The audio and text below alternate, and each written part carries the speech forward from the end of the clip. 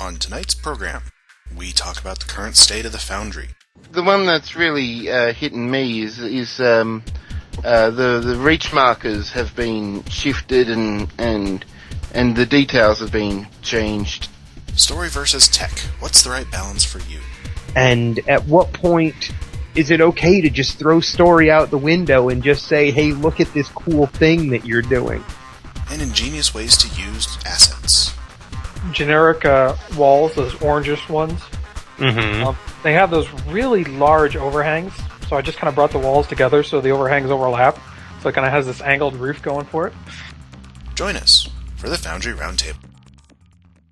Hello and welcome to episode 17 of the Foundry Roundtable, the podcast exclusively covering the Foundry for Star Trek Online. I'm your tame Foundry author, Drogan1701. With me is Hippiejohn, who fights for the users. Yes, I fight for the users, the end users of people who signed license agreements or something. Have you move on. seen Tron? Title. That was a Tron reference. I Tron, dude, come on. but you've got me in the mind of Star Trek and you throw Tron at me. This doesn't work. This doesn't work. Doesn't work. Well, we've also got Greendragoon, who fights for the Tal Shiar. Oops, blew his cover. Yeah, you wish. Sorry about that. I'm sure Hiki will forgive you. And Markhawkman, who once killed a man because he thought he might start a fair fight. I hope somebody gets that. I get it. I missed the Tron one, but... Oh, I don't miss Firefly ones. And we have our favorite Aussie, Bazag, is back with us. Hello, everyone.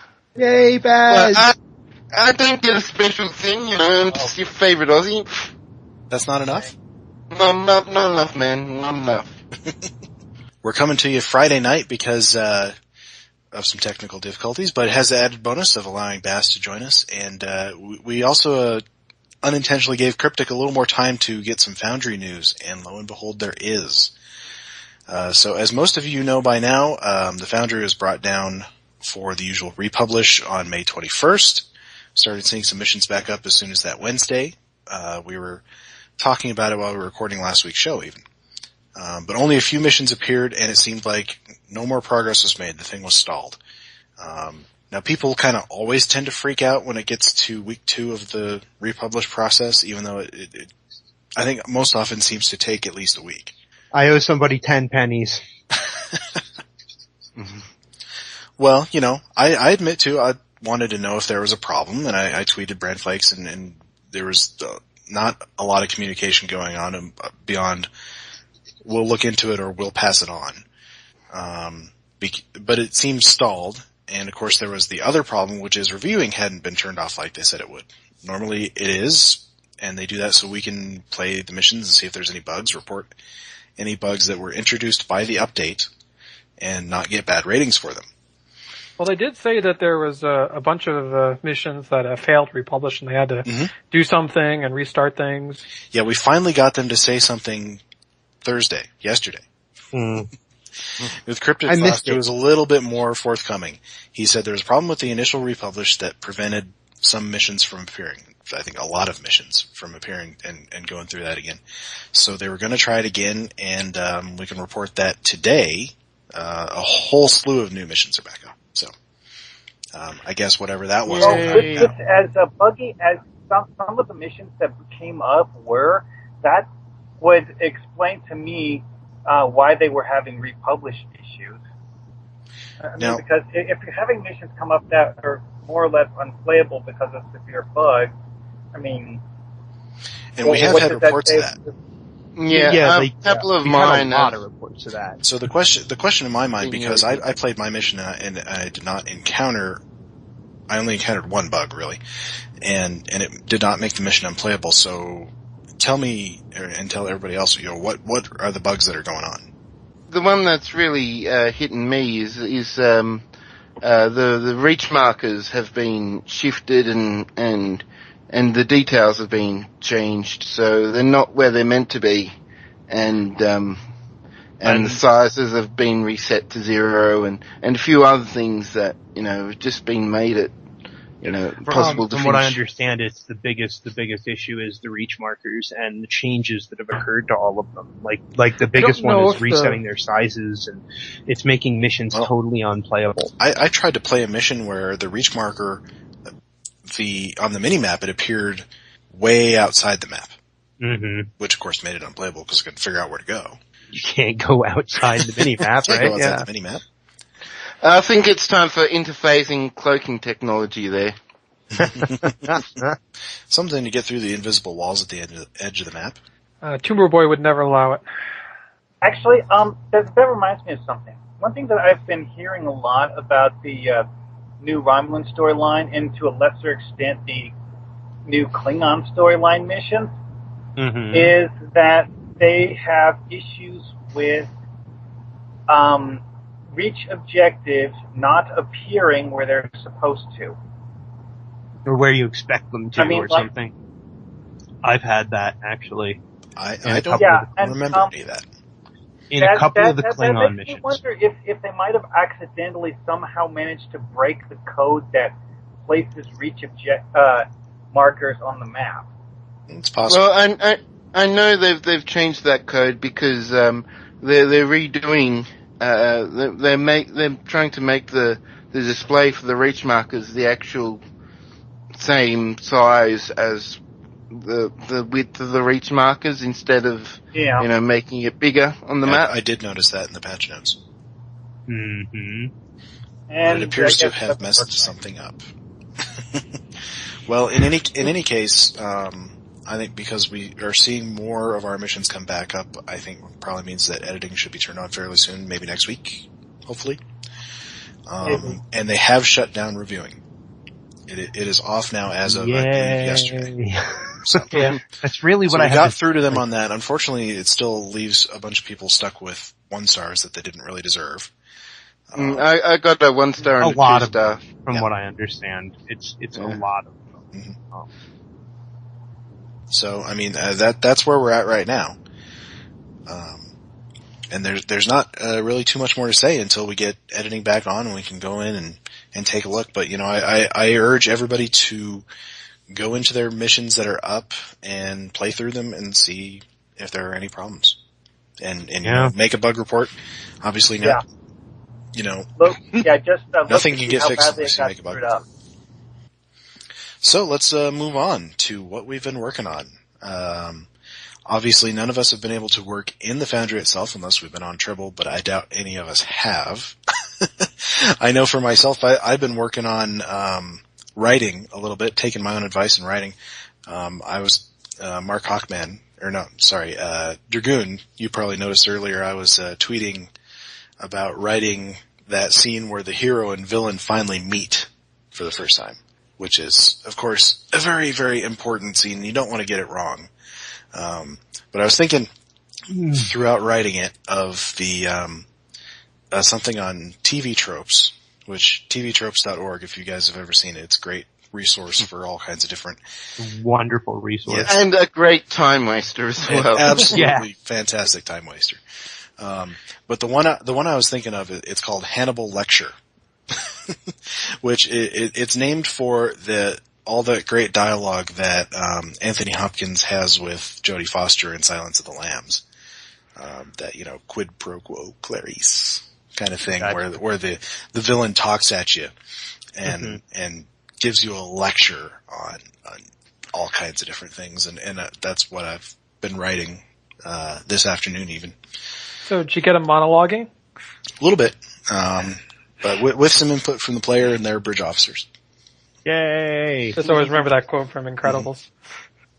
But it's definitely lots of evils. Well, one thing to also do is, while you're pondering it, go and read the Evil Overlord list. Oh yes, yes. I know. It took me a second there, but yeah, I think I've seen that. It's a whole list of things that you should or should not do when you become an evil overlord. When you become an evil overlord, it's pretty hilarious. Because everyone knows that I am. And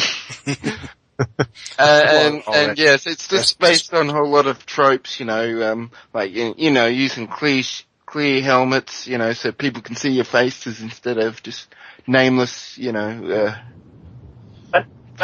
Another one is things like actually killing the hero instead of letting him escape because you're bored, or things like gloating to the hero and telling him what your plan is so that he can foil your plan. Yeah, that's one thing I definitely wanted to avoid. She's not going to tell you the entire plan. That's good. I'm glad that you're choosing that direction. Because why would you? That out there. I mean, the whole point, you go through this whole mission where she has deliberately concealed the plan from everybody. And right. I even have this line in there where one of your boss pipes up and he says, you know what, I heard that rule number 1 in the Tal Shiar is if you want to keep something a secret, keep it inside your own mind. But even that is not foolproof with, I was going to say, the Tal Shiar patented the mind probe. Not foolproof. Yeah. Of course, this is, and it's somebody who just says, I heard that. It may not be true. It's one of those. Well, also, be very careful around Ulyans. Oh, you don't remember Ulyans? Ulyans were one of the races from TNG. Their was that like favorite thing was the mind rape episode? They were the psychohistorians. What they would do is they would archive people's memories so that they could be, used for reference purposes later. Which of course means that they more or less get to download all of the secrets in your mind. Yeah. Well, they don't really have the ability to download your personality, just your memories. Just your memories. I don't know, that could be an interesting Foundry mission. Play through somebody's memories. I've done that. Well, yeah, yours, Memory Lane. One of my favorites of yours. Mm-hmm.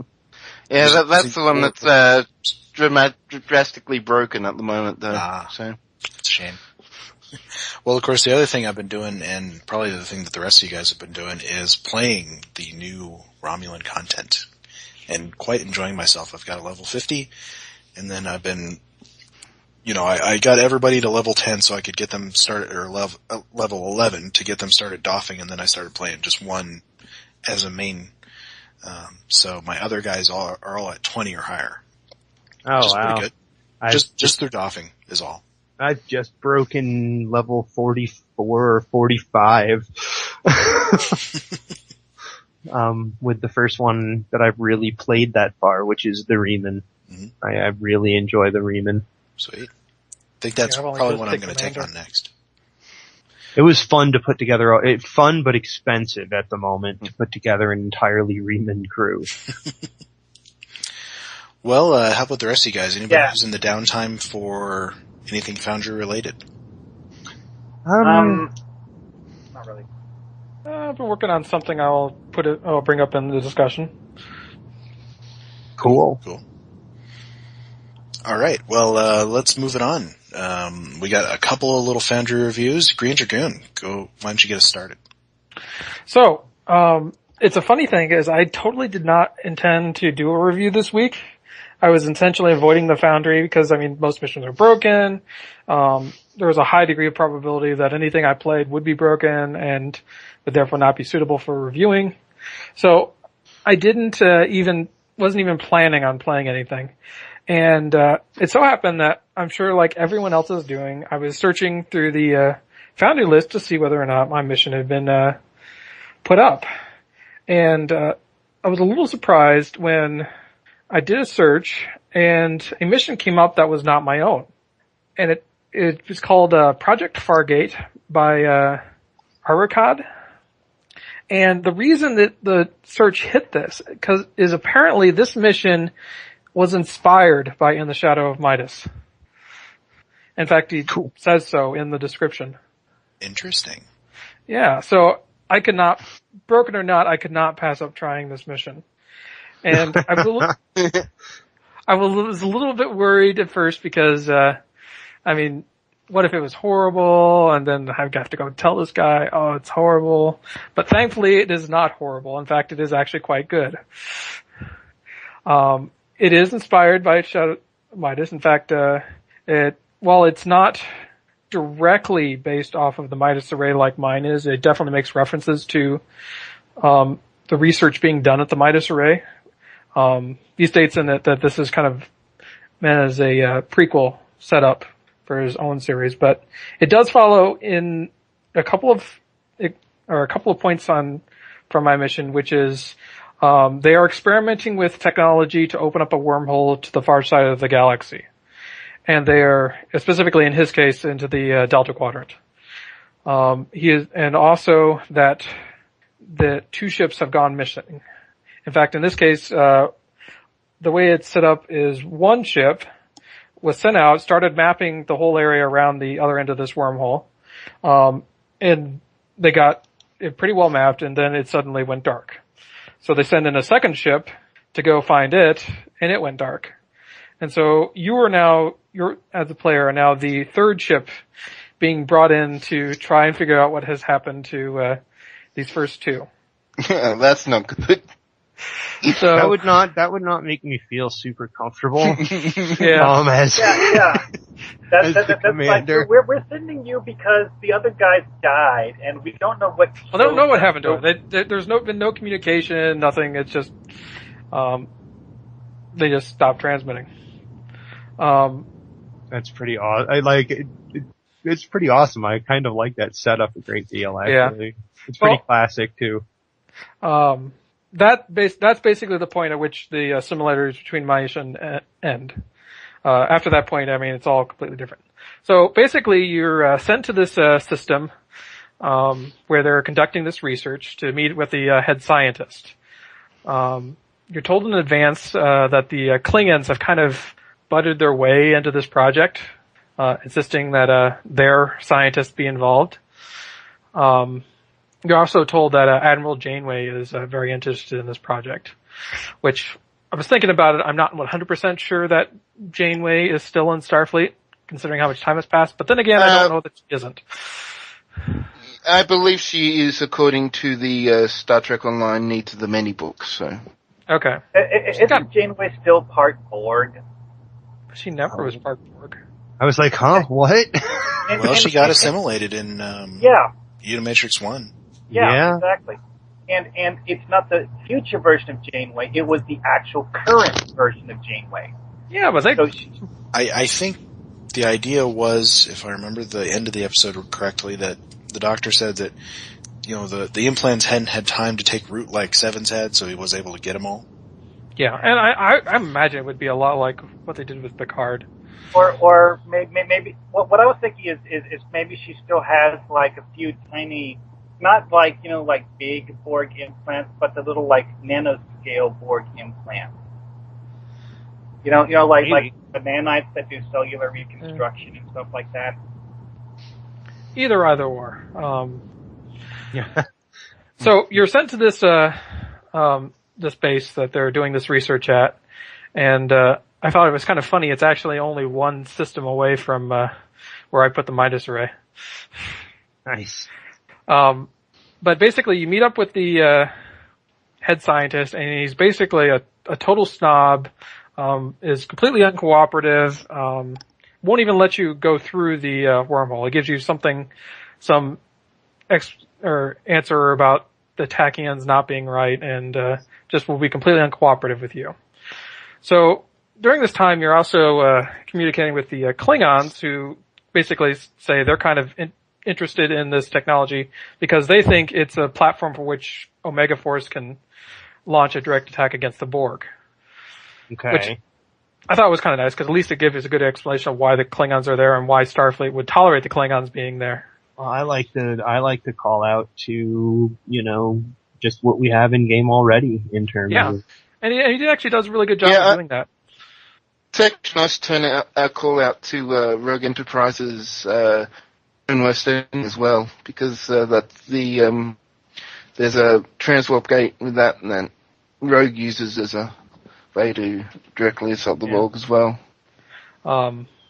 So the Klingons say, okay, so we got this idea, we've got this, we know about this Borg transwarp gate in Gamma Rhinus. In fact, it's specifically inside the Mutara Nebula. and they say, okay, we can basically hijack this, use it to get to the Delta Quadrant and go find these ships, kind of bypassing this stubborn scientist. They think the idea is that they could try and chase down the scientists through channels and try to force them through the Admiralty, but it'll take too long. And so this is a more direct approach.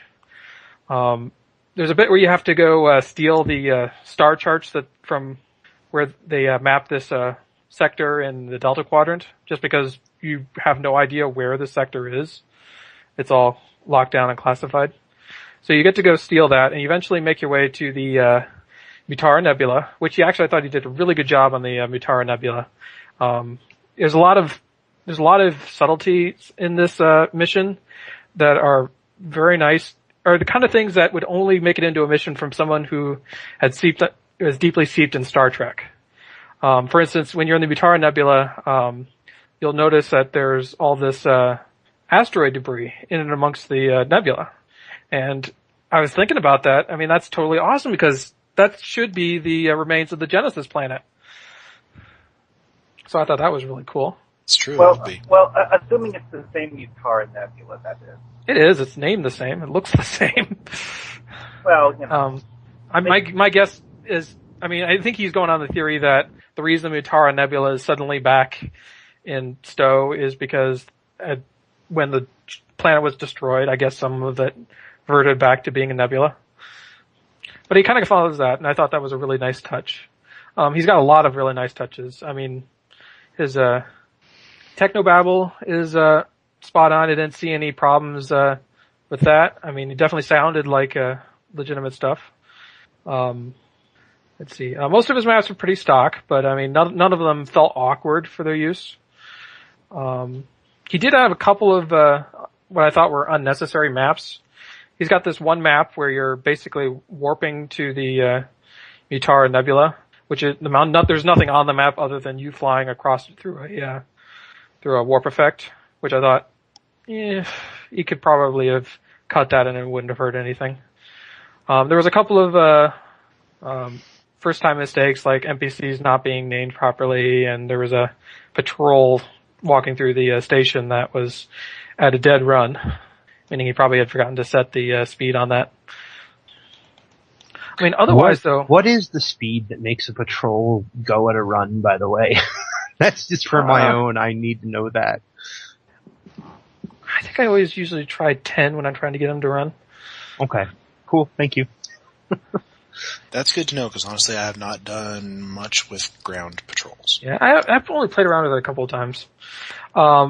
So my only real complaint against this mission, and he could kind of warn, I went back and read the description, he did kind of warn that this is a prequel mission and meant to set up the rest, is that it ended with me wanting more. You don't actually make it to the Delta Quadrant. You end up getting turned back before the end. And so I was kind of the feeling, it's ending just as it's getting started.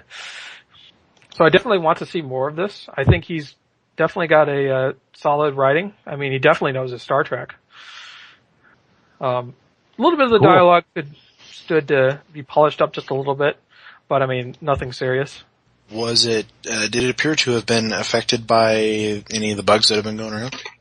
I did not notice any, but nowhere, except for one ground map, nowhere did I have to rely on reach markers. Or knowing where reach markers were. It's a good thing I stopped using reach markers in space a lot. See, knowing that it's reach markers that are affected now, I'm like, I probably should take the time to go play some Federation, because I never do that anymore, and check out my published mission, since I use reach markers like 3 times in it, or at least, it's generally a good idea, even when reach markers I was just being lazy because, I never played Federation. I usually try to put in some kind of like a beacon or something to indicate, give them some visual indication of where they need to go. I usually make it an interact rather than a reach marker, so that way you can scan for it. Oh, I would change it completely now. If I had it to do all over again, I would do it completely different. But I'm not opposed from using reach markers, but yeah, you can't, unless your reach marker is like utterly massive and they can't miss it. I like to have some visual indication of where they need to go. So yeah, I really enjoyed it. Want to see more. Excellent. Good praise. I'm going to take the sort of unusual tack of reviewing my own mission. My mission called Over There's Fedside mission was as of Wednesday, when we were originally going to record, was the only of one of my missions that was online.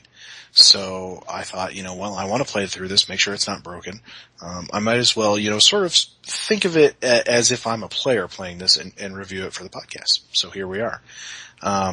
First of all, the mission it's my Mirror Universe mission, and actually a little similar to the mission that Greendragoon was reviewing earlier, in that it was actually inspired by my playing somebody else's mission. Guy named XR377, I believe, made a mission. I can't remember the name of it, but it was a Mirror Universe mission, and it was very well done. And I thought to myself, well, I could do one of those. So this was the one that I've alluded to before. I wrote it during the 5-week long season 4 downtime. Just sat in my chair when I couldn't build in the Foundry. Just sat in my chair and wrote, which is a very, very good experience, and I think it's probably the best thing I've written. It is also the mission I was talking about last week, where I built a map inside a map and had one of the maps disappear instead of a map transition. It was one of my first experiments with really detailed custom building, and I think it turned out very well in that respect. Going through it, there were definitely some things I need to change. There's some things I need to update. For one thing, the engine has never really been supportive of going from a custom map back to a social map. So in this case, what I do is you start at Starfleet Academy, you talk to a guy there, you go through a door, and essentially the catalyst of the mission is an infiltration team has beamed into this secure storage area, 26 levels underneath Starfleet Academy. So you go down there, you go through a door, you go down there to a map that I built, and you fight some Mirror Universe guys, and then you come back to the Starfleet Academy social map. The game really isn't designed to do that. And used to be, I had to tell people to click their little beam out button. It would still do okay with the objectives and everything, but you had to click the beam out button. Now, it puts in a map transition for you. It's weird because you can't edit it. You can't edit the text in the map transition, but it does put it in there for you. So I no longer need to have that text in there in yellow that says, please push your beam out button. It's the same thing at the end, because I have at the very end, the last map is you transitioning back into our universe, and you need to go back to Starfleet Academy and talk to the original guy, contact down there, and so I no longer need to tell the player to, click the warp out button.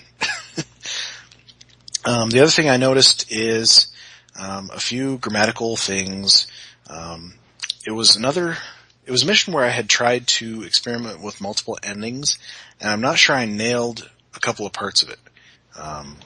It was very tricky, because to do it across maps, you have to essentially have the player make a choice and then have them make it again. And I'm not sure if I nailed that quite well. I think it turned out pretty good, because I've gotten a lot of praise for it, because the choices that you make are sort of moral and ethical choices, which is a tough thing to do in Foundry missions, of course, because choice very rarely matters. But I think I need to go back in and tighten up some of the dialogue. The other thing I did notice was a bug. I like to do callbacks to episodes and movies and even things outside of Star Trek. So you can't do a Mirror Universe episode without making some callbacks to the original series, to Mirror Mirror. So part of one sequence is that you're going into your quarters to research. To talk to the computer and research the alternate timeline, get some intel, much like Kirk and McCoy and company do when they're on the Mirror Enterprise. And while you're there, you are the subject of an assassination attempt by agents of your first officer. And unfortunately, those mobs are not spawning for some reason, and it's screwing up the dialogue. However, they are not subject of they're not tied to an objective, so it does not make the mission uncompletable. So, whenever the editor comes back up, I need to figure out why they're not spawning and fix that. Otherwise, I still regard it as probably my best mission yet. Hopefully I'll be able to top it someday, but I still think it's the best one, and indeed I even hopefully plan some sequels someday. Cool. Huzzah! Huzzah! So please give that one a try. I even submitted it to Idrona to do one of his video things on it. Hopefully that'll be pretty cool. I like that. I so wish Broadcast UGC was back operating. Well, yeah, how about that, Baz? Hmm? Yeah, well, my internet connection is not suitable for displaying live video. Nor is mine, unfortunately. I tried it a while back and it just did not work very well. Bad upload speeds. Could you do a free record? 384 kilobits. That's pretty bad. Anyway,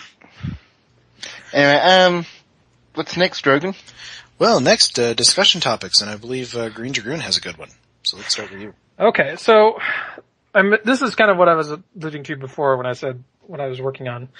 Basically, with the extra time we had for shooting this week, I got to thinking about the question of if I was put in charge of the Foundry, how would I dictate its development?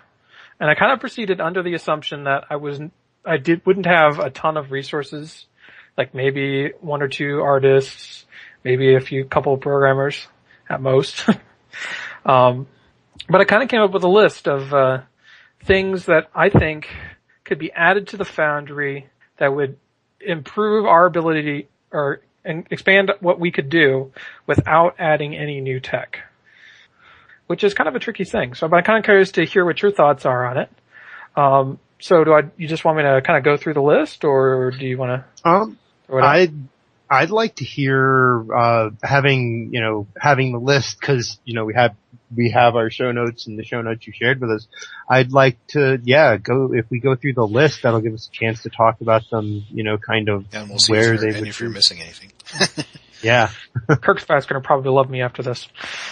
So the first, on my list is empty maps. And this takes two things that specifically I was thinking about. The first is a ground map with basically is nothing but a large, completely flat desert. And I was thinking, how many times have we wanted to build a city or something, and we're kind of confined to a certain space because that's the only flat ground we have. So I'm thinking just a completely flat desert, just a place to build cities and whatnot and all that stuff. Ones where you wouldn't have to put it up way up high and wouldn't have to worry about setting it to setting the Y to 0 altitude all the time. Yeah, that'd be very valuable. The other one I was thinking was an interior map, and this would be an interior map with absolutely nothing in it. It would just be a big, invisible box. I'm thinking super huge, at least -1,000 up to 1,000, just for building custom interiors. Yeah, I like it. Okay. It seems like there are. Oh, go ahead, Mark. I learned something that was actually very important about the way the game handles ground and interior maps, and that is that in at least some of them, there's this sort of a sanity check where you can't actually fall off the bottom of the map. So, I noticed this first with stuff like Borath Barge because of the fact that the water isn't something you're actually supposed to walk in, ever on that map. You're supposed to build stuff so that you don't fall into the water. And I also noticed this on some of the black space maps. I was tinkering with one of them and I suddenly realized that the altitude I was building things at was so low that I could easily put a ramp over and walk out into the black space and, actually stand on an invisible wall at the bottom of the map. Yeah, all of them are like that. Most of the maps, although I did have found one or two that don't seem to have this, have a boxed area that basically represents the edge of the map, and usually when you hit it, you'll get a beam up dialogue, like you're at the edge of the map, there's nothing here, beam up. Or if you're in space, it'll say warp out. Yeah. Yeah, I mean, if you fly to the edge of a space map, you can see the same dialogue. Sometimes that's not always there. Sometimes there are specific collision boxes that they'll put in. There's a couple of maps that I think it's the Starbase. Starbase 12, where it's actually 2 layers, and they have 2 separate zones that they sit in, which makes it a royal pain to try and build in. Okay, so moving on, there are a couple of interior maps that I thought should be added that would be universally usable. Your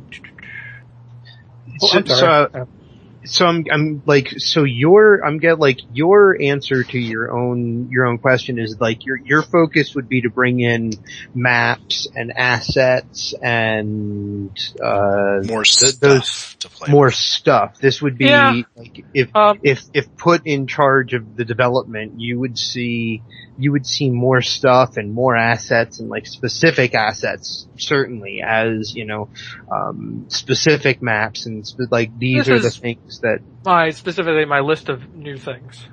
Right. This would be but this is your focus then would be stuff, assets. Specific things. I mean, I don't have anything in here like more TOS assets. Right. But I mean, it's still my answer to the question of how would I focus the team? What would I have them doing? I would be looking at bug fixes. Well, I think that too. Certainly. I'm specifically thinking. The thing that they always tell us is that, the people who work on bug fixes are not the people who work on content. On assets and content. So if you had your own team, if it, no matter how small it was, if it was a well-rounded team, you would have somebody to work on bugs. You would have also somebody to work on content. Mm-hmm. If we're talking about our dream team here. Dream team. So, there's no reason you can't say both. It's a dream that the Foundry has a team. Yeah. Yeah, that's at this point, for sure. Dream. But I think my answer would actually be the same as Dragoon's, would be more stuff. And specifically, more stuff rather than new systems. I would call patrols a system, but a new map is stuff. Right. And I very specifically would say add in the stuff that is already in game that you hopefully don't have to build again. That we should have had from the start. All the maps that were missing, Starfleet Academy, the player star bases, first Kronos First City, all that stuff, all those maps that are in game, get them in the Foundry.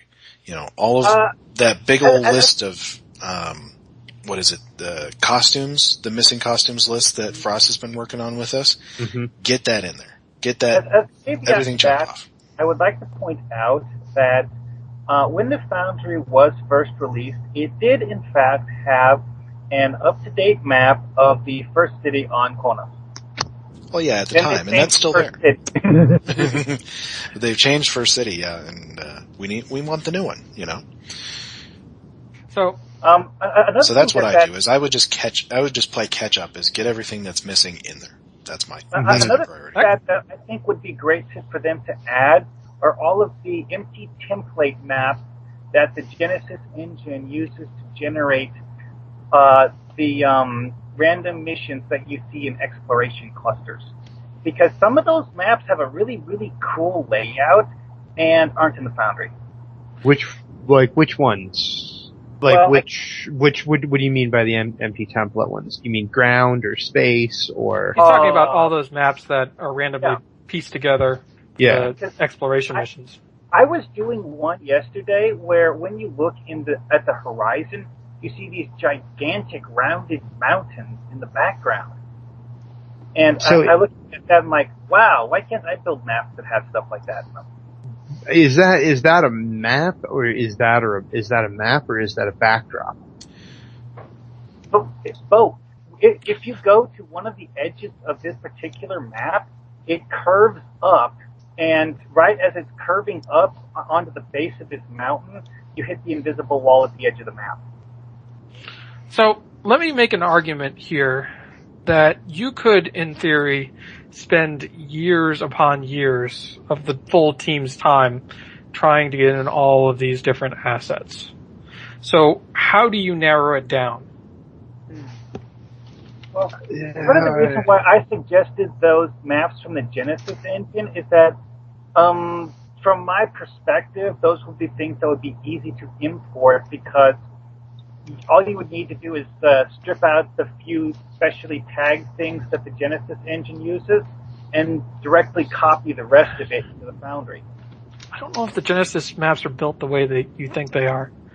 Well, I think the entire map, especially the interiors, are generated that way. Yeah. I mean, they're all generated together. There's no template other than a specific set of assets. That's the feeling I get from them when I play through them anyway. As far as I know, the game at the very least has several preset ground geometry that it uses. I mean, stuff like that map with the mountain. It didn't randomly elevate certain pieces of the terrain to that height. I can't visualize the engine actually working that way, because I've done the exploration cluster missions enough that when I go to the ground maps, I have this almost like a sixth sense that tells me where everything is, because I've seen the different ground maps so many times. I mean, I beam down, I look around, I can bring up the map, and at least, so say, 75% of the time, I can guess where everything is just by looking at the map overview. You see the same map used multiple times in different types of missions?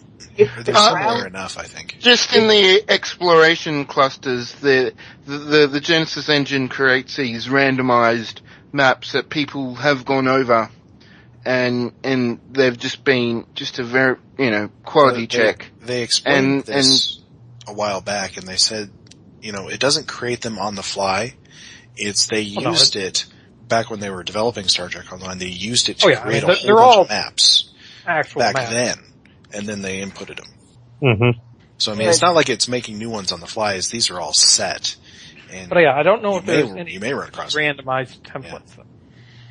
Well, anyway, so what I'm getting at is that there are lots of sets of really cool ground geometry, which is the one thing that we will probably never be able to edit in Star Trek Online, is ground geometry from exterior ground maps. Yeah, that still kind of gets back to the question, though, of how do you narrow down what is essentially an utterly massive list? Undertaking. Well, which ones are least similar to what we currently have? I mean, if it's just an empty clearing... I guess... Depends on what kind of work it takes to do all this. I guess that's the answer right there, Drogon, is what kind of work does it take to do all this, and being realistic about that. Point told us it took like 4 hours to input a map.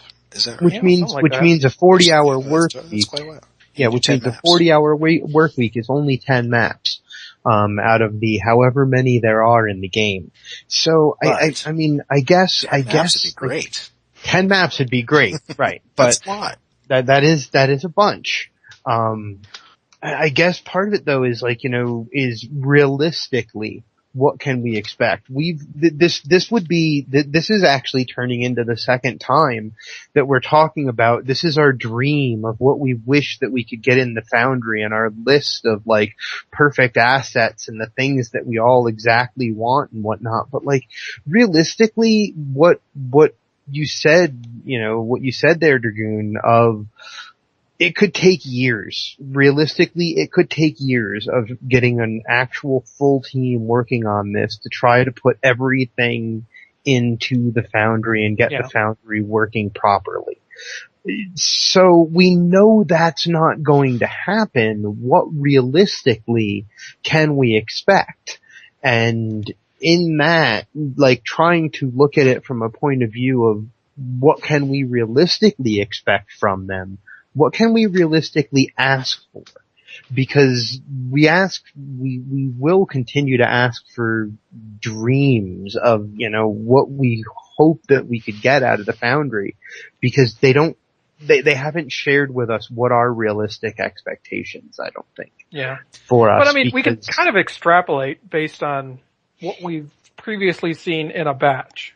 This is what we can extrapolate based on what we've previously seen, and I mean, I'm not happy about what to me is the obvious fact of how many plays Foundry missions get in the Star Trek Online Foundry, as opposed to a game like Neverwinter, where it's integrated from the very beginning into the system and into the gameplay.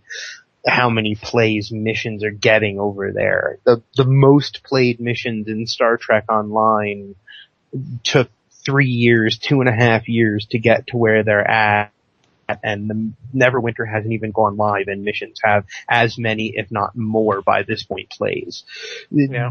Realistically, we're not going to get realistically, we're going to get whatever time Zero gets, because she seems to really, really like us and helps out the Foundry whenever she can. Like, realistically, what we're going to get is whatever time a few of them, decide to give us because they like us enough.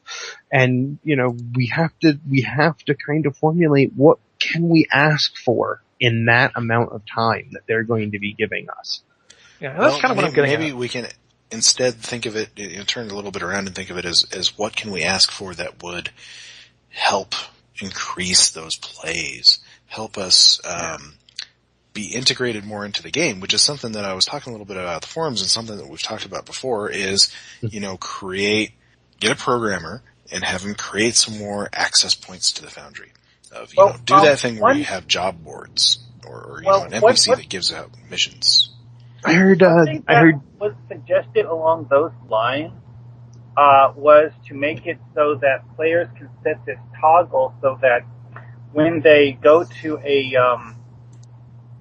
location that's a Foundry door, they can bring up a list of missions all the missions. That was my idea, and that was another one that I put in that forum thread today. Just in the social zones too. That you were talking about with things that Cryptic could better do to support the Foundry is that whenever they add new assets to the game, make a copy of them for the Foundry. Because that's one thing that they did reasonably well for the Legacy of Romulus thing, is that they actually put in the Aurachad, the way we wanted them to put in the Tholia. Yeah, well, they put them in as they created them, which is an amazingly good idea, which I think we can kind of expect going forward, that as they create new assets, they'll find a way to get at least some aspect of those new assets into the Foundry. Seeing the Aurachad this quickly makes me feel like that. And maybe we can expect a little bit at a time, like a tiny little bit, like feeding at a time of the old stuff coming to us. That Super Boy, I guess you could say he hinted Please, sir, may I have some more? Is that if you go and create a Foundry copy of an object when you create the original, it's less time consuming than going back and making a copy of it later. Well, that's partially true. Does that answer your question, Greendragoon? I think so. I know you had some more things on your list. I see a big, I see a big list, and again, it's like, all of these are things that I think we all want.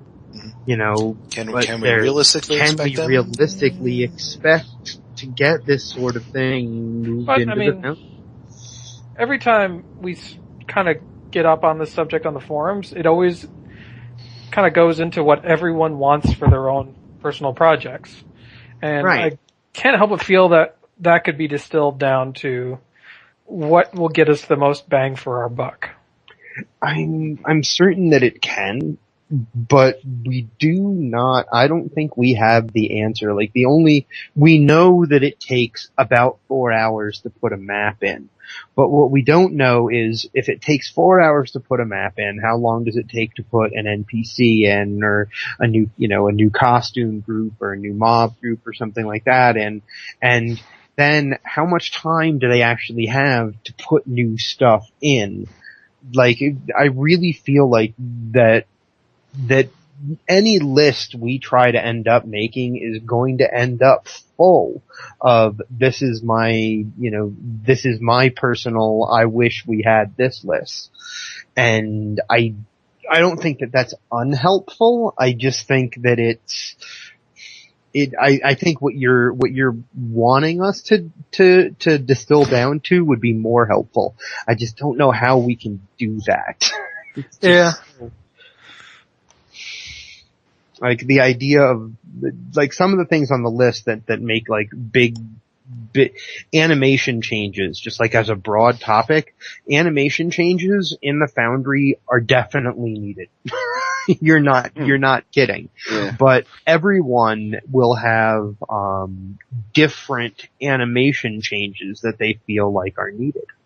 True. You mean stuff like the ability to play an animation when the state of an object changes? That would be awesome.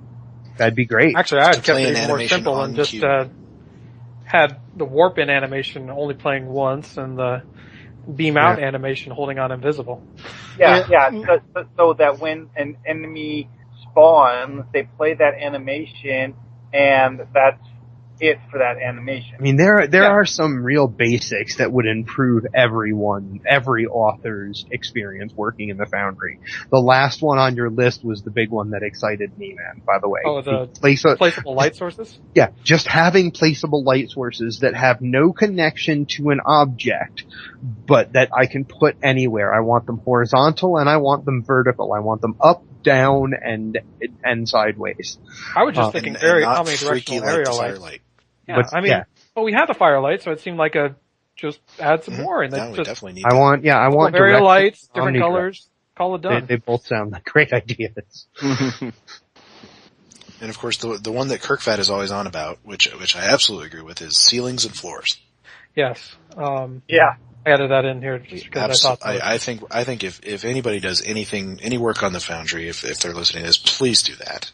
Because I mean, just obviously it would be just cool to have the custom interior system from Neverwinter, but we can get by with just a few more assets. Exactly what we have been doing. But just take those building blocks that we already have, the little platforms, that are varying sizes. Take the textures that you have for some of the floors and ceilings in your games, slap them on the copies of the building blocks, put it in. Maybe make these very thin building blocks while you're at it. Okay. Yeah.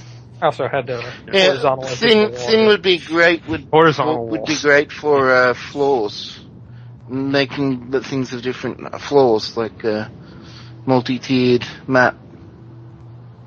Yeah, so, because it would be great to have a platform object that was a foot thick, instead of using things that are like 2 meters thick. Yeah. So, just to finish this off, give us the rest of the list. Oh, you want to hear the rest of the list? There's not that. We only have like 5 things left. If it's the same list that we're all looking at, the things that we hadn't talked about. Door frames. Makes sense. Especially non-fed door frames. Non-fed moving doors. The new Klingon and Romulans are awesome. There's some seriously good ones in Legacy Romulus. The one moving door I really like is that fake door where it just looks like a wall, but it actually opens up to. Oh, you mean the one on that Freeman colony? Yeah. Mm-hmm. I like the ones That's on a good one too. the Khitomer colony that are in like 3 parts and they open up the Klingon doors. Yeah. They even have the Empire logo on the door. Mm-hmm. That is awesome. So, cracked, damaged, and dirt planes. You see them like all over used in the maps. It's just a flat plane that has a transparency texture on it that looks like dirt. Throw it on top of something, now your floor is dirty. But like that effect they used in the Temporal Ambassador mission to make an NPC look like they're covered in scorch marks. That would be great. Some sort of damaged or dirty texture for your NPCs. Yeah. Like an overlay. Yep. So, single entity NPC groups. Not just the animals, but preferably one of each faction. A non-aligned faction with generic weapons. Kind of like the neutrals that you see. Okay, here's a question though. I mean, is this one of those situations where because the workaround for it is so technically kind of easy that they're not going to give us single entity groups? But why am I ever going to need like a single Klingon to fight a good? I mean, I guess there's 100 reasons, storytelling wise. There's 100 reasons storytelling wise why I could want an enemy group to be only one character and not fight you like a Targ or something. That's true. Yeah, well, it's tricky to. If you ever go and give us the ability to set the number of bridge officers players can bring with them into a mission, it will become crucial. Because what I noticed in my latest playthrough of the Legacy of Romulus, the first few missions, is that a lot of the Legacy of Romulus Romulan missions are hard-coded to give you very specific awaiting sizes. And same with the Klingon content.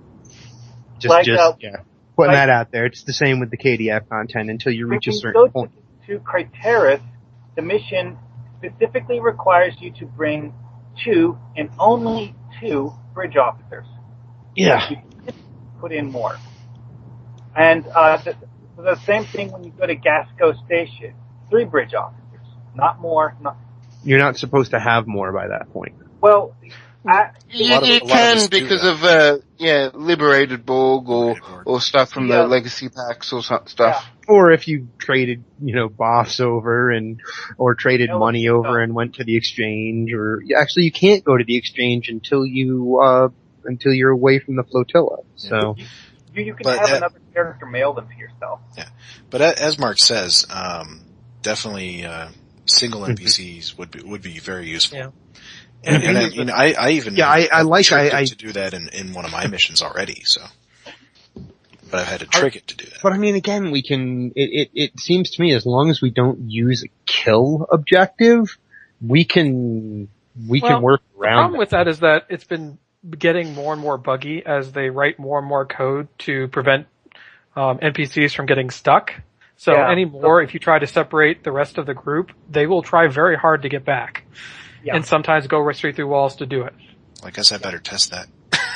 In my mission. It's my I've been working on part 2, and I've been noticing increasingly erratic behavior when you try to separate groups. Could I just throw them into the black space outside of the map proper? Doesn't always work. They might warp to the location. It might be one of those things like, but this unit is not at a valid location. I'll put it next to one of the units in its group that is.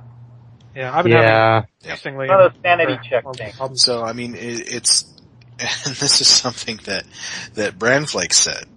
You remember when he announced the Tholian mission, and we were complaining up and down that there were no Tholian NPC contacts, so we couldn't have dialogue with him. His words were, and of course, Brandflakes can't put these things in himself or anything like that, but he said, I love seeing what you guys come up with and your ingenuity in this. And there's somebody, I think somebody made the point of, God, we've been so ingenious, we've shot ourselves in the foot. Mm-hmm. Oh yeah, they don't want to give us all these tools now because we're so ingenious and we're getting around them. So NPCs with no beam-in animation. Mm-hmm.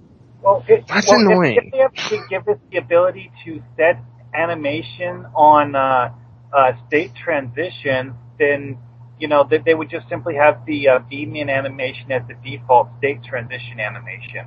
That would be the ideal way. This is assuming that they don't have that much time. Yeah. Turret groups. They make sense. It just makes sense to have them. Destructible and any group that just stays still while firing. That's what I want. Yeah. Destructible NPC plus a door NPC skin. So you can blow up a door. Exactly. By shooting it. Absolutely. And the last thing was sound effects attached to invisible objects. Now that's something that is sort of in Neverwinter, isn't it? They have a whole category specifically for sound effects. Playing sound effects, and you can trigger them and things like that. But we do have objects already in our Foundry that have sound effects attached to them. So I figured, why not add a bunch that don't have any geometry with them? Yeah, because some of the weather effects come with a whooshing wind noise, and there's like the explosions have sound effects. The what's that? The fire extinguisher has a sound effect. Any number of effects have sound effects. Yeah, a lot of the bugs one, the swarm, the starburst, many others. Yep. Yeah. Mm-hmm. So I think that's about everything. We covered everything else. All right, moving on. Hippie, got a topic for us? I kind of do. And it's a storytelling question, not necessarily a Foundry question, but it's certainly STO related. And this is one of those, I don't know with the 5 of us talking about it, how many spoilers will slip out. So warning, there might be spoilers about the Romulan story if you haven't gotten toward the end of it. I guess my topic is, at what point does showcasing technology and this is the neat, cool new thing that we can do, how much of that needs to be how much of showcasing tech and needs to be present for something storytelling wise in the game, whether it's an official mission or whether it's a Foundry mission that people have tried to make do something cool, technically speaking, how much of that needs to be present? And at what point is it okay to just throw story out the window and just say, hey, look at this cool thing that you're doing? If you can't tell, I'm a little disappointed by, what I thought started really strong. I loved the Romulan content and where it all started, and where it all ended just left me feeling like I had done nothing but mash buttons and press my space bar for, 2.5 hours, and it was pretty. It was really cool, new stuff, new ways to do stuff, but I feel like I lost story somewhere along the way with the official cryptic content. And so, I mean, I guess what I'm getting at is, Foundry Files, for example, when they're reviewing a mission, they have an entire section that they give a numerical rating to story, to gameplay, and they have an entire section just dedicated to tech. How well do you use the tech of the Foundry to do cool stuff? So my question, my topic for conversation is, story versus tech, cool thing, tech being cool things that you're doing. What's the balancing act there? And so, may I? Yeah, please. Okay, so I think you need to look at this from the perspective of everyone's different. Not everyone is as close to story as you are. Right. In fact, it pretty runs gambit. I mean, the grinders would not be in the Foundry if nobody, just like blowing things up. Yeah. So I think they kind of need to run the gambit. Obviously some missions are going to be more deep in story. Some missions are just going to be massive space battle. Okay, so I guess my response to that is, what I'm getting at is there's two specific missions that occur near the end of the Aurachad storyline that literally, beat for beat, everything about them has been pulled and placed onto the PvE queue as 10 or 15 minute PvE queue events that you can go through because they have very little story. They're just a fly in, get some marks, or run in, get some, fleet marks or Romulan marks or whatever and run out because that's what they're this showcases this new thing that you can do. And for some reason, this thing that is nothing but a 10 or 15 minute it's great. It works perfectly in the PvE queue as that. Why is it also in the storyline? Because in the story missions. They can only write so much. They only have, as far as I know, one writer. And she has a theoretical limit of how much she can get in the time it took to develop the thing. They have the rest of this team. None of them are writers, but a lot of them are effects artists, and a lot of them are gameplay designers. So the reason that specifically those two maps are in the story as well as in the PvE queues is because Cryptic is trying to get the most out of what they've built. Facility 4028, they said when they designed that map, they were designing it with the intention of also making it a PvE or PvP map. Yeah. Cryptic can't, especially with its size of its team, and it has grown considerably since it started, but Cryptic is still a small company, and they have to be very careful about getting every single mile they can out of every little bit of content they make. Okay, but so it's still not like where's the line? I mean, they're with a mission, with almost every other mission along the way, there's a good mix of some challenging combat, both ground and space, mixed in with some very compelling story. And that's all through the first part of the Romulan storyline and the new Klingon story, and I haven't played Feds for a long time now. And I mean, and so like what I'm saying is like what I'm wondering, where's that balancing act? Because in the beginning of the story, they seem to really be hitting it. There's some challenging, fun combat as well as some really awesome story beats. And then when I get down to like the last 3 or 4 missions, all I get to do is go pew, pew, pew, pew, pew and shoot things. And the story is like a line of dialogue here or there. Of course, part of it is also I feel like the balancing act failed at the end of the story. And you hit that right there. The balancing act, they're not going to knock it out of the park every time. Yeah. As far as your personal preference is concerned. True. So, my thing is, I think they, pushing it even as hard as they could, they got about 32 levels of story content, and they said, okay, we still gotta go the rest of this way. I mean, what are we filling this in with?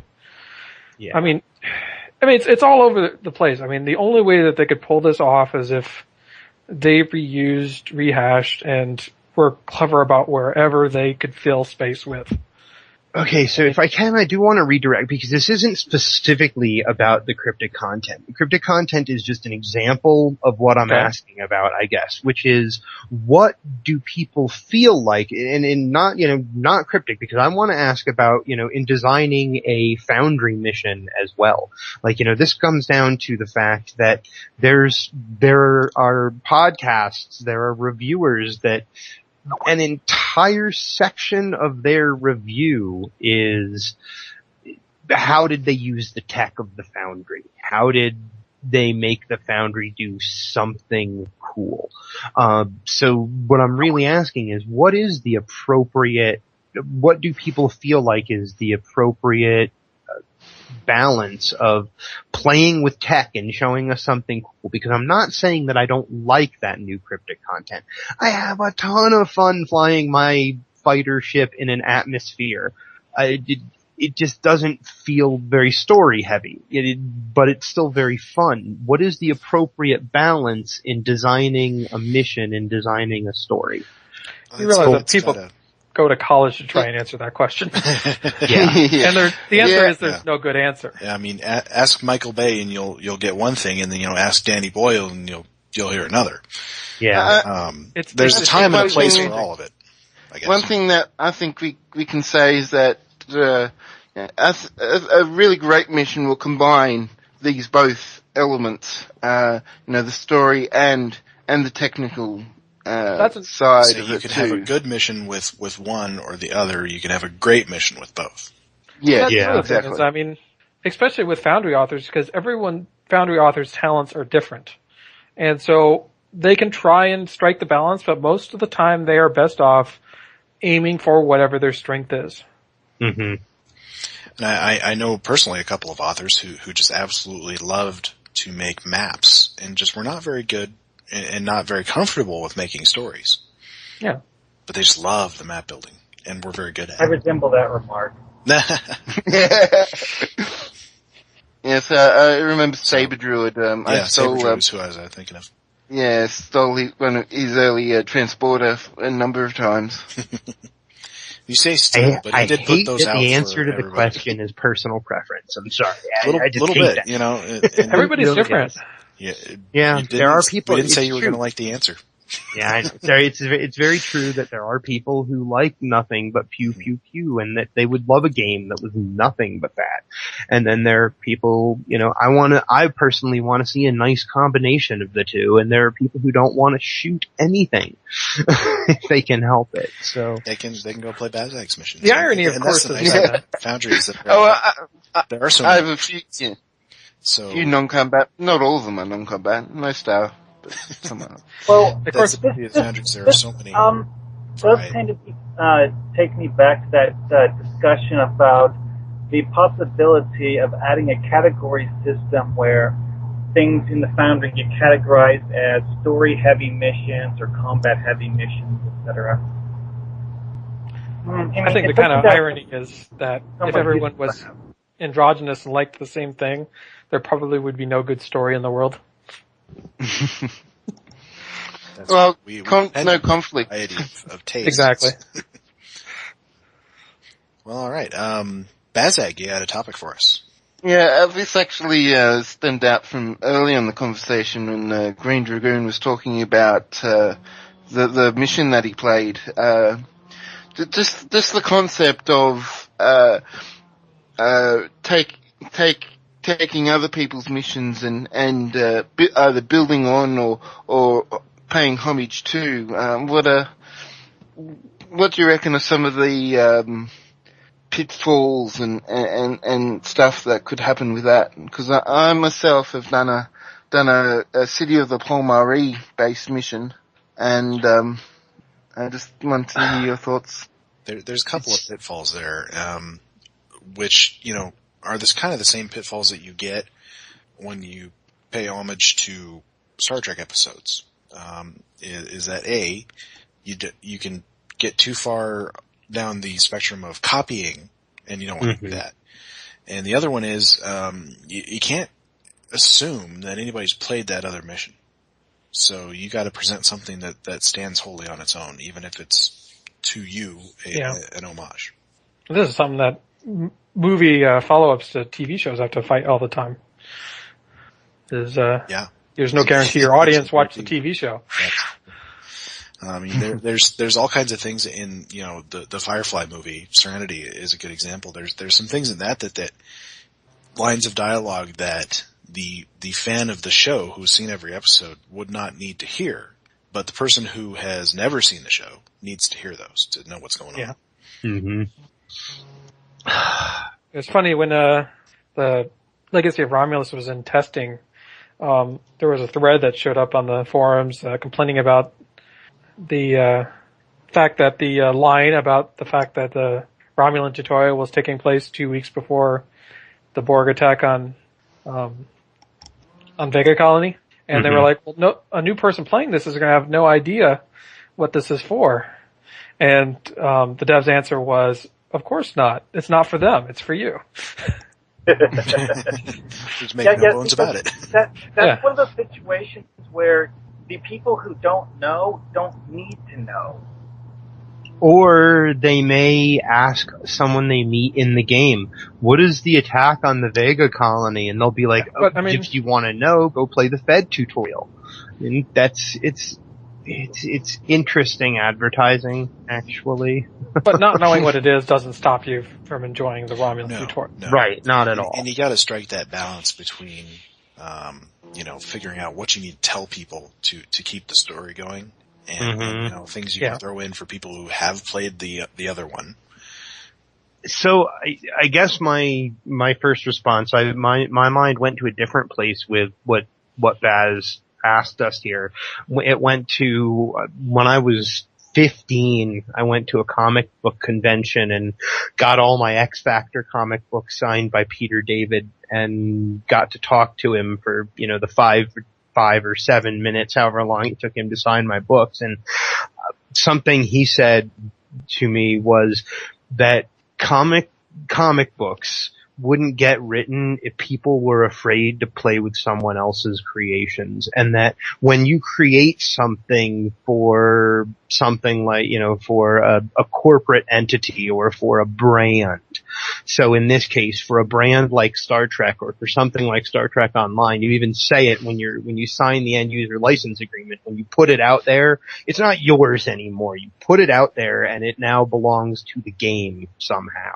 I don't know the exact wording or, anything about law, but I know that I don't own it if I press publish anymore. And once you do that, what he said was that once you put something out there like that, you have to accept that other people now have the right to take it and expand on it and change it and write it, and we would have missed out on a ton of great literature over the last 70 years if people had been afraid to play with other people's characters. A lot of great films. We would have missed out on 4 series of Star Trek. We wouldn't have seen the reimaginings of Star Trek. We wouldn't have seen any reimaginings of anything throughout and time. Certainly not every author has been comfortable with that. Right. I know, Gene Roddenberry was not always comfortable with what other people did with Star Trek. Mm-hmm. And sometimes outright hated it, I think. Yeah. But, sometimes you just can't worry about that when you're the one adapting what someone else has written. I think that's basically what he was saying, was that you put it out there and you just kind of have to let it go.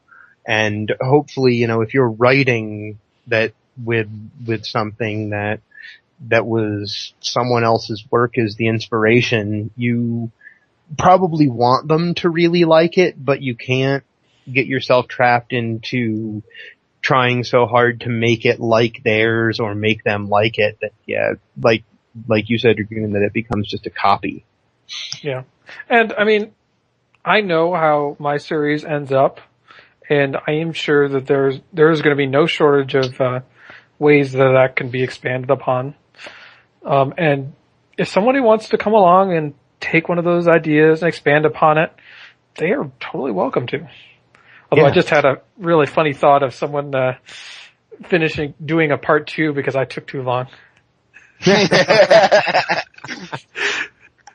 So here's a question with part 2 and with your timeline for part 2. Did you figure in there a respectable amount of downtime for Legacy of Romulus? I did not. I didn't consider that the Legacy of Romulus launch happened in the time frame. So we're not going to see part 2. That's okay because neither did, and it always seems to happen to him, and neither did Bramflakes with his challenge voting time. Of course. Because there's always seems to be a challenge on right when they get some Foundry downtime, so it always has to extend it. Yeah, the downtime hit right when people were getting to the review phase. Mm-hmm. I only got 2 of them done. Wow. I can only do what I plan to do anyways and try and get it done as fast as I can. Yeah. Well, and there's a couple of different ways you can do an homage. Going back to what Baz was talking about, you can do one that is sort of, it was inspired by, or you can do something that's a direct sequel or continuation of the story, same characters, same, alien race or whatever. I think the things that, the mission the Greendragoon played, and the one that I did were more of that homage type. We didn't take the characters from the original or take the situation and continue it. Yeah. We were just inspired to make our own missions completely separate. I will say, I'll tell you right now that by the end of the series, A, the Midas Array will still be there. I'm not going to destroy it or anything. B, it'll still have the ability to create wormholes across the galaxy. If anyone else wants to use the Midas Array or use its wormhole creation technology, I only expanded on what was in the show. So Go for it. Use the character, use the Admiral, use anybody you want. Okay, I will.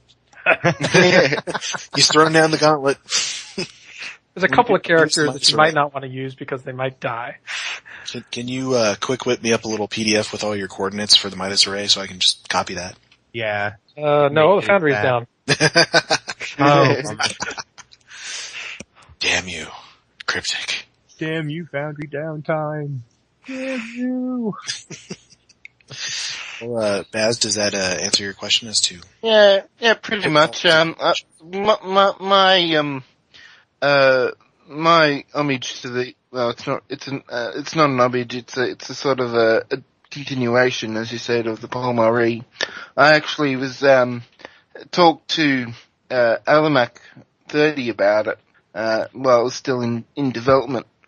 The situation there is slightly different because he's also writing a book.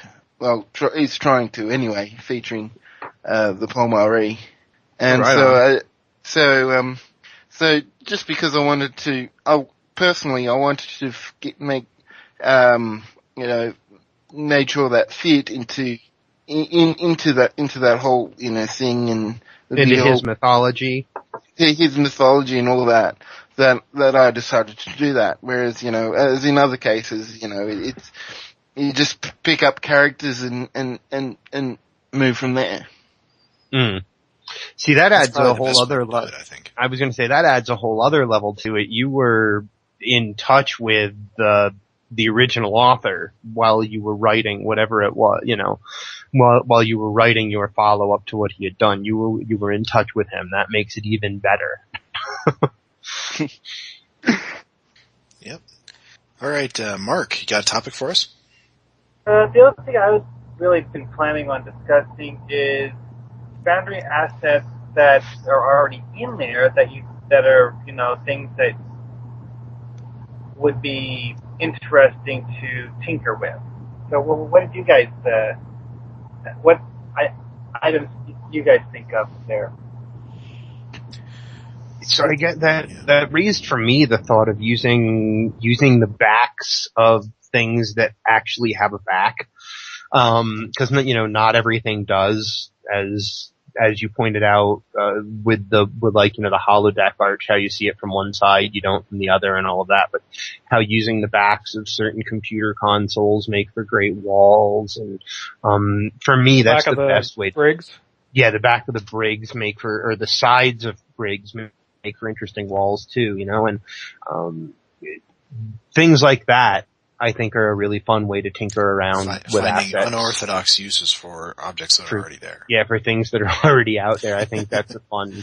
That was one thing I can't remember if it was last year or the year before that sometime, Kirkvat and I were talking about, sort of the lack of ceiling objects and details for ceilings. They end up, your ceilings end up being very boring.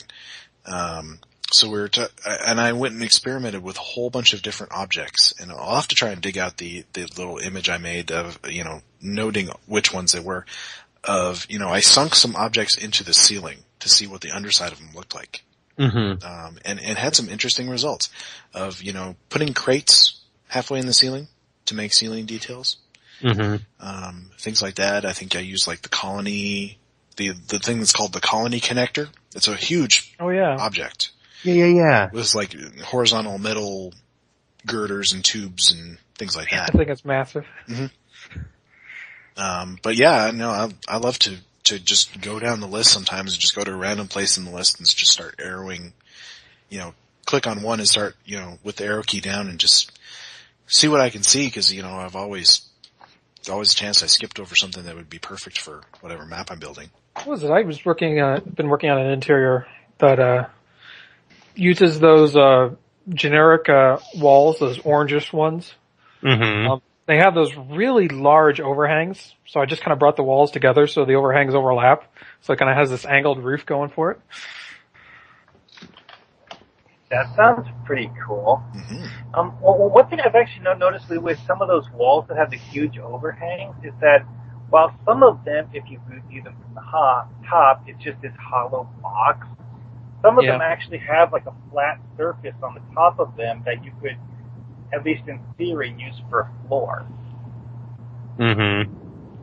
I mean, Kirkfat's been pioneering the use of colony buildings for interiors. Yeah. Buildings make great walls. That was one of the things in the mission that I reviewed, my own mission tonight.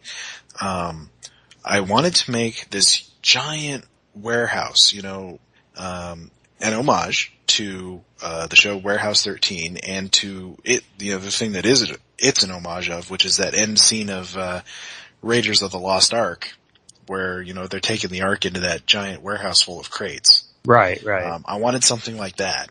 And so what I settled on was using buildings for the exterior walls because they were huge.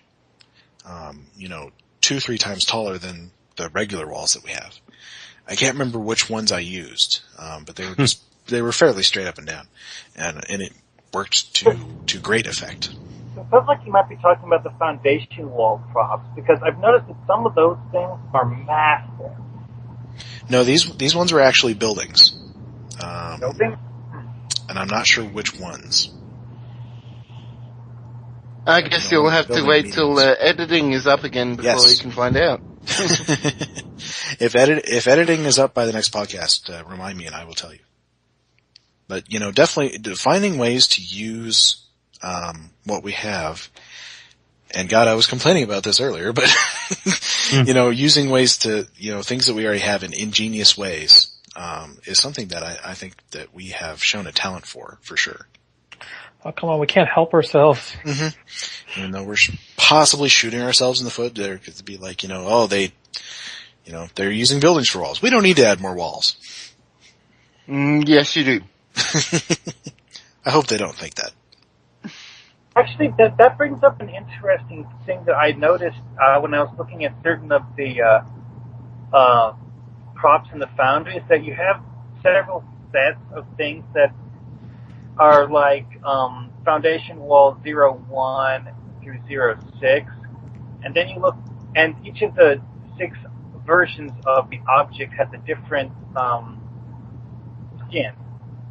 Then when you go and you look at certain similar but not quite the same objects that are numbered 0 through 3, or 1 through 3, 1, 2, and 3 match the look, but they don't have 4, 5, and 6.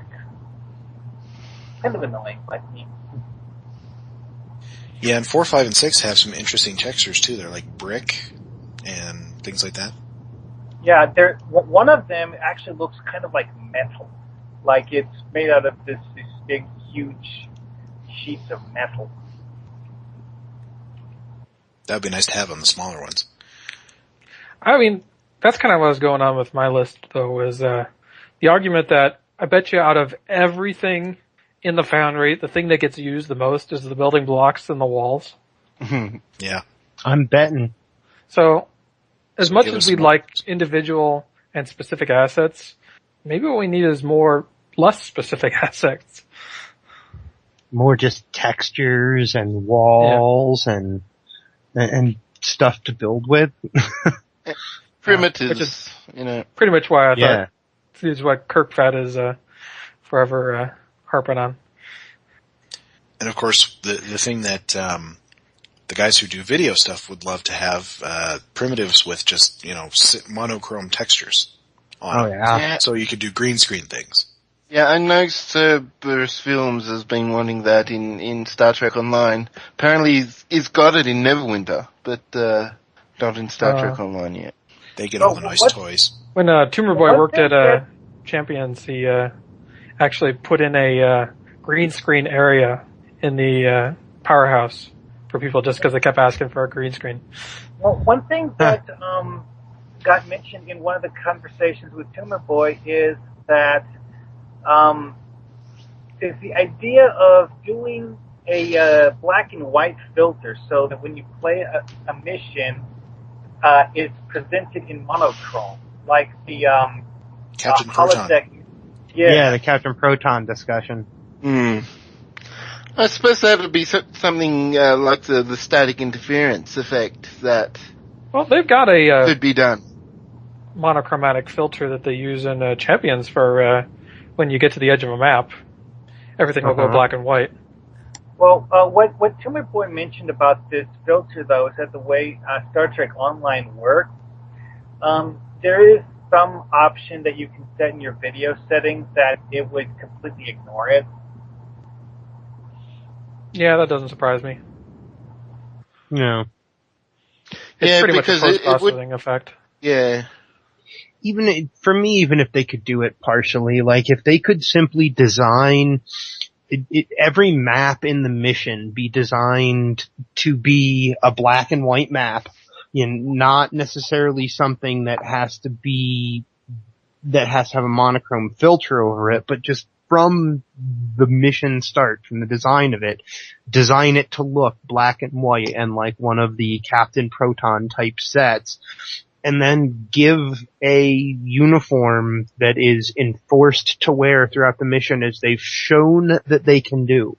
They've shown that they can make us wear a uniform with the anniversary episode this year. Yeah. Make us wear a black and white uniform. Put a black and white uniform on us and put us on maps that are black and white, and make the only part of us that's colored whatever color our face or Borg implants happen to be.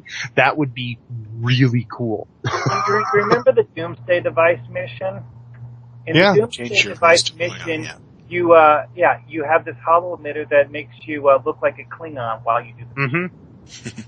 They can change our appearance. They should did make a say black at and one white. point that's really complicated to do in cryptic missions. Yeah, I can't imagine it's a easy process. But I suppose it would not be impossible. That said that it was a pain in the you-know-what.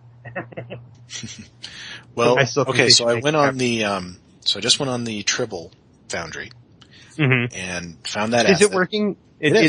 Our conversation here today almost makes me want to just go boot up play around or something. Just to go play with the Foundry. Not make anything, just play with it. So what that thing that it is that I use as a wall is called Fed Civ Building Medium. And I just use one side of it because it's sort of a rectangular structure that's quite tall. It has a sort of concrete base around it, which I sunk it into the floor, so that's not visible. And then just put a whole bunch of them in a row. It kind of, you have to sink them into each other a little bit so that they're contiguous. But I think it went quite well. Cool. Yeah, as long as it's just slightly mathematically different in terms of there's a clear, this one has priority over this one. Yeah. Then it'll look good. So you don't get that texture overlap. Yeah. That causes it to flicker. That's clipping. Right. Clipping. Knew there was a term for that. Yeah, I see that constantly anyways. I encountered the funniest thing that I found today with clipping thus far, and that's if you put an EVA suit on one of your Romulan Republic characters that has taken the time to get ranked up enough to have the cool, cape ranks, and you put an EVA suit on, those cape pieces hang outside of the EVA suit. It's really hilarious. But the TOS uniform one does not. Oh, that's interesting.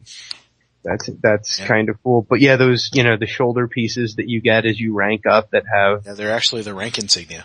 Yeah, that's their rank insignia, and the cape pieces that appear on them at the higher ranks, they show right outside of your standard EVA suits. It looks like Iron Man flying around with a cape. It's hilarious. Or Duratanium Man. Duratanium Man. That's what yes, it looks like Duratanium Man flying around with a cape. In the case I of was my just thinking about it. If we ever got armors, he could do that properly. Yeah. Oh. Well, guys, seems like a good place to stop for the night. It does indeed. Yeah, it'll just get sillier from here. Yeah. Fingers crossed for editing up next week. Let's hope. Yep. I can confirm that, my mission is currently not working. Don't go play it. It's one of the spotlights. Don't go play it. It's not like you could rate it anyway, but you won't be able to get past a certain point. You'll be trapped in a Jeffries tube. Don't go get trapped in a Jeffries tube. And I should say that. Hey Hippie, speaking of that, you should be able to finally be able to play my spotlight mission after Honor of Profit. Yeah. Is that it's not got any problems? Have you checked it? Oh well, I haven't checked it, but I talked to Brandflakes and they should be making spotlights editable for a moment, so I should be able to fix up the Awesome. the other issue. So I was gonna say, I hope you've been taking notes on everything you want to change. Yeah, right. Use this for the amount of time that we're gonna have to. Yeah. Now, I was going to say that Cryptic Frost did say down in the bug forum that that reach marker thing is their number one bug priority in the Foundry right now. Yeah. For what I tweeted Brandon. I was like, my spotlight isn't working. Can we get it pulled down so I can edit it? And he was like, if you read the forums, I'm like, well, as Cryptic Frost said in the forums, I'm like, if it appeared in the forums, man, I'm really like, I want to be like, I'm sorry, man. Read the Foundry bug forums, because Cryptic Frost is a lot more willing to talk about things than anybody else. Well, in good news, while we were doing this, I was reading through the Ask Cryptic, and it looks like we may soon be able to do Suliban as Foundry characters. I saw that too. Did it say Foundry? I didn't see anything. Well, It didn't say Foundry, but it just didn't say Foundry, but generator.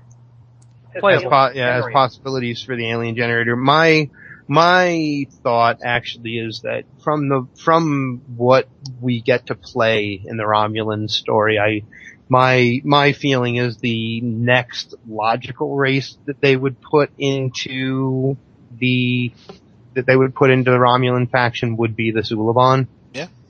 That seems to me would make sense. just based on the very first mission. Sorry if I'm spoiling the very first mission. Maybe also Iridian. Sorry, the who? Iridian. Y-R-I-D. Oh yeah. Yeah, the they were Iridian. in the colony with the Remans. That's right. Iridians make sense. Sorry, I just couldn't hear you there. When you Yeah, said when we do get editing back, I have a little something I want everybody to test.